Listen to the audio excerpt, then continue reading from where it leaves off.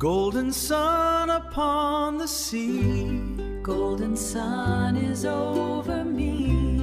Ukulele melody, drifting on a gentle breeze. Let the worries fall away on this slow.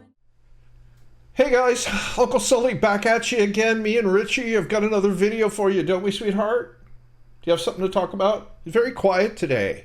As long as he's with me, he's happy.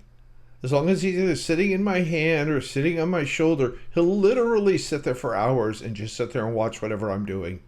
He's very compliant and sweet. So, right, Richie? He's a conure. And he's like a puppy. He'll get in your shirt. He'll sit in your hand. He constantly is, fiddly diddling. He's kind of like I said, he's kind of like a puppy with a beak. So anyway, this one is a change in player cards, as they say. This one's about a living trust. I learned about living trust many, many years ago, 30 years ago. And at the time I learned about a living trust, I talked all my friends into it. My parents got one.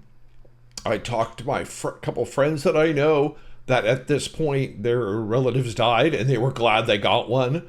Because if you have a normal will, again, this is state by state, and this is just from my experience. I am not a lawyer or a will expert in any way. But with a will, everything goes into probate, and then it sits. And it's kind of like you can't do anything with it. Like the state owns it until probate court.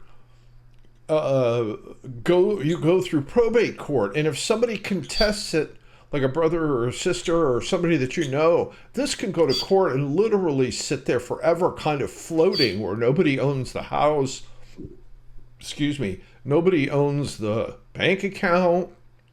You can't do anything with it. It's all locked out. It's a horrible thing sometimes, depending on your situation. With a living trust, it automatically transfers over to an executor. So the executor would be the closest relative, like the child or the other spouse, which is not that big of an issue. It's different if it's a spouse, or the other person, if it's an uncle or an aunt or, something like that, brother or sister of the person that died. But it's great to give a living trust. It gives them a lot more flexibility. And then there still can be disputes, but that person at that point basically can just divvy everything out according to the living trust, because the trust will say give so much assets to this person and so much to this person, and the executor does that instead of waiting around for the state to do it. I mean, just giving power to the state is always a bad idea in my opinion. Maybe other people believe in that stuff, and I'm perfectly fine with it. So this was about living trust. I haven't seen it, so we will talk about it and we'll watch it, and hopefully this will give you some really good information, and let's get on to it. Welcome back. Today, we're tackling something absolutely crucial, yet somehow frequently missed when it comes. Welcome back to what? These videos do funny things. I made it with Notebook LM. And you do research, and then you have them make these cool little videos. All the research comes from the web and hopefully trusted sources. But anyway, I don't know. Sometimes they do funny things, these videos. So let's continue. I'm sorry. That is funding your living trust. So many people spend a good deal of time, and honestly, a lot of money, creating a trust to protect their estate and their family, only to leave it completely hollow. Well, by the end of our time today, you're going to know exactly how to secure your hard-earned assets. Okay, let's dive right into this. Imagine buying a brand new, beautiful car to get your family safely to their destination, but you never bother to put the keys in the ignition. I mean, it looks great sitting there in the driveway, sure, but it can't actually go anywhere. Creating a living trust without taking the time to fund it is exactly the same thing. It is a fantastic vehicle, but until you actually transfer your assets into it, it doesn't control a single thing. So here's our roadmap for today. We're going to cover the empty trust problem, step 1, which is inventorying assets, step 2, retitling accounts, avoiding court interference, and finally, managing senior incapacity. Let's start with part 1, the empty trust problem. A lot of families work with an attorney. They sign a huge stack of impressive-looking papers to set up their trust, and then they just assume the work is done. But here's the thing. A living trust only controls the assets you actively put into it. Without funding, it literally just sits there like an empty box. If your accounts, your property, and your beneficiary designations just stay in your individual name outside the trust, your plan might not function as intended at all. Leaving it as an empty shell basically defeats the whole purpose of creating the trust in the first place. So the crucial point here is exactly what we are trying to avoid by filling up that box, and that's probate. Think of Right, here's what I'm talking about the court-supervised legal process between the state and which is the court, and then lawyers, which you have to pay to interface with the court. It can be a nightmare. I've had friends that went through it that were a nightmare. I got a story to tell you at the end of this about the nightmare of the probate court. But let's continue. Suit, your family is forced to file on your behalf after you die using your own money just to carry out your final wishes. It is exactly as awful as it sounds. It's a very public, court-supervised process. By actively funding your trust, you keep your family out of this legal maze entirely, saving them months of delay and honestly thousands of dollars in fees. Which brings us to step 1, inventorying your assets. You can't put something into a box if you don't even know you have it, right? You need to build a comprehensive checklist. Start with your real estate and land, then list all your checking, savings, and investment accounts. And definitely don't forget your retirement plans, life insurance, any business interests like an LLC, and valuable personal property. A huge pro tip here is to pull all the supporting papers as you go. We're talking deeds, account statements, policy pages. Gathering these details right now will make the next step so much faster and significantly reduce the chance of an asset accidentally drifting into probate later on. All right, moving on to step 2, retitling those accounts. Once you have your complete inventory, it's time for the mechanical act of funding. And there's a really key distinction to notice here between completely retitling an asset and simply updating a beneficiary form. For bank and brokerage accounts, you might formally change the title to the trust's name, or you might just add a payable on death or transfer on death designation that links to the trust. But for things like life insurance, you're generally just updating your primary or contingent beneficiaries so that they reflect the trust. Now, real estate requires a very specific mechanical step, a new deed. You sign a deed as the current owner, that's the grantor, and you transfer the property to yourself as the trustee of your trust, the grantee. Finally, and whatever you do, you cannot forget this step. You must physically record that deed with the county clerk where the property actually sits. It's a simple process, but keep in mind that local recording practices and tax exemptions can vary, so it's always super wise to check with the local clerk first. Listen, I literally cannot stress this next point enough. When you are going down your checklist, do not attempt to change the ownership title of your IRAs or 401ks into your revocable trust. Moving the ownership of a retirement plan while you're still alive can actually be seen as a full withdrawal by the IRS. That triggers massive taxes and penalties. Nobody wants that. These accounts should absolutely remain in your individual name. Instead, you just use the beneficiary forms to direct those funds according to your overall estate plan. That brings us to section 4. Avoiding court interference. Okay, now that we know how to properly fund the trust, let's look at the functional difference between the two main types of trust out there. A revocable trust is kind of like a canvas tent pitched in your backyard. You can pick it up, move it, and change it literally whenever you want. It's like a sports car, where you hold the keys and you do the driving. An irrevocable trust, on the other hand, is more... Very funny analogies. Having a living trust is like a sports car that you have the keys for. It's like, it is? Kind of weird. It's meant to stay put. It's like buying a limousine. You get to ride in the back for sure, but you have to hand the keys over to a driver.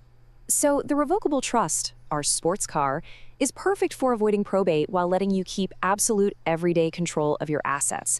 You can amend it completely at your discretion. But because you have full access to it, it acts kind of like a piggy bank sitting right there on your nightstand. If Medicaid evaluates your finances for long-term care eligibility, they are absolutely going to count the money in that piggy bank because it's right there in your possession. In stark contrast, the irrevocable trust is a seriously powerful tool for Medicaid planning and long-term care because you actually give up direct control and hand those limo keys to a trustee. It takes those assets out of your hands. Going back to our analogy, it's like filling up a piggy bank and giving it to someone else to keep at their house. Medicaid won't count that money against you because you no longer legally possess it. This successfully shields your property from being seized for medical costs down the line. And finally, Wow, I didn't know anything about that with the medical cost and the Medicaid and the like. Huh, that's interesting. managing senior incapacity. understanding that shift in control leads us perfectly into how these tools build a real protective wall around your family. A fully funded trust isn't just about what happens after you pass away. It's a vital safety net while you're still here. A successor trustee is the person you name in your document to step up if you ever become incapacitated.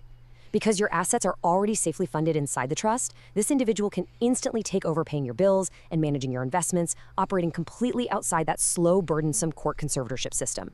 But this raises a pretty serious question, one that requires some careful reflection. Who will drive your limousine?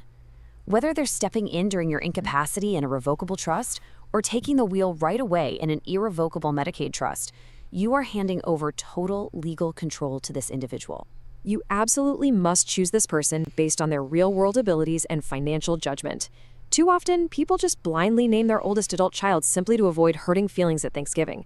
But let's be real, being the oldest doesn't magically make someone the wisest choice for managing complex legal and financial. That's 100% right. But make sure you trust the person you hand this stuff over. I've known friends that their brothers or sisters actually started taking their parents' money away after they were named trustee. So you have to make sure they're they're trusted people. Just because they're your brother or sister or your child doesn't mean they can be trusted. So you have to make sure you do that.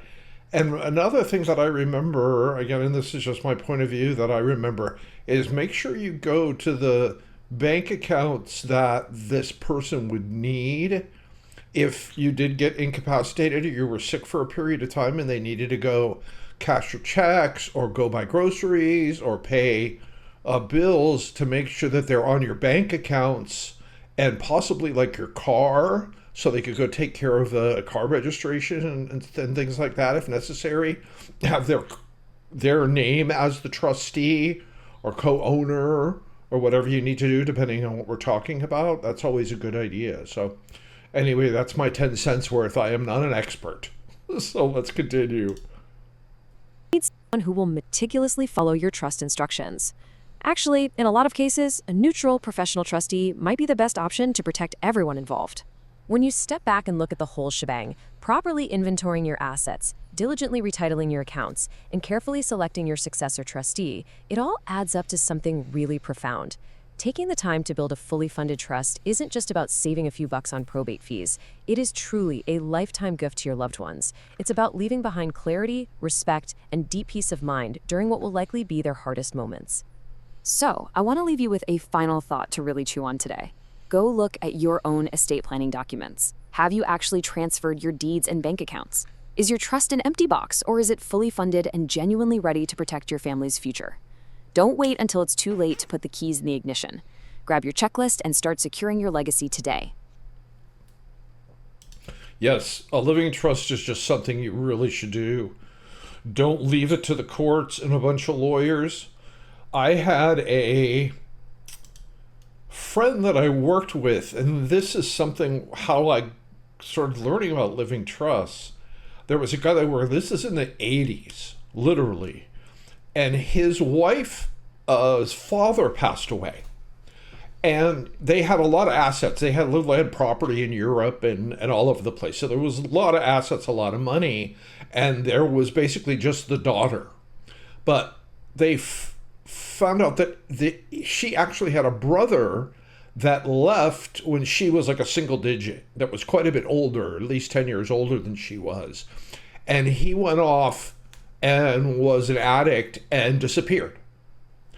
And so the thing went to a regular will. The father died, went to a regular will. Everything went into probate. So somebody can come in after the fact and say, oh, no, I'm a relative, or he told me if they have a lawyer, they can literally just say, well, he told me he was going to give me this, or he owes me money here.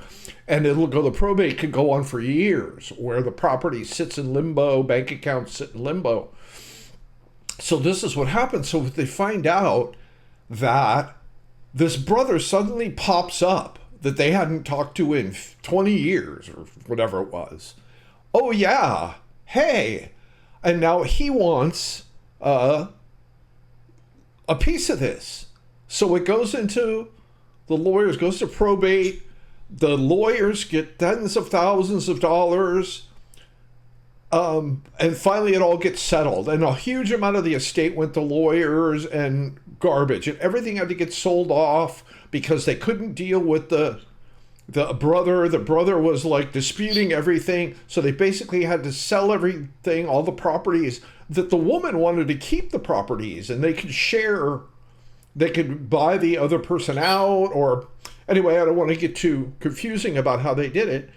So years later, she connects with this brother that she hadn't talked to, since she was a little child, and talks to the guy and goes, so how did you find out about father dying? And she goes, oh, well, your lawyer called me. And she goes, what? Goes, your lawyer called me and told me and found me, and he was in Europe, found me, got me an attorney. And I go, what? So her own attorney found out so he could continue to make more money. Because this went on for literally years, right? They're fighting back and forth about who gets what. And it was like, what? Yeah, your attorney contacted me, told me that she's trying to keep the money away from me, when she was like, I don't even know who he is or where he is. I have no idea. And so that's why they were battling. The two siblings were battling. The lawyers were battling to make as much money as they can. So, and when I found out about that and went, oh, this is spooky and scary. So watch out. And that was just one person's experience. That does not, I've had some good experiences with lawyers, so I'm not trying to say don't go to a lawyer. But boy, that was pretty ugly. And I remember him talking about that and talking with his wife at a company picnic one time. And I told her about it. She goes, oh yeah, we paid tens of thousands of dollars for lawyer fees. And come to find out it was all because my lawyer did it. So kind of crazy. Be careful, some scary advice about, making sure you get your stuff all wrapped up. So a warning to people out there, make sure you get your estate wrapped up and your situation wrapped up. So anyway, thanks for joining me. I hope I didn't ramble too much. I thought that was kind of an interesting story. And be careful. This world's out to get us, man. Us old guys got to stick together. This is Uncle Sully from Maui, signing off. Golden sun upon the sea, Golden sun is over me. ukulele.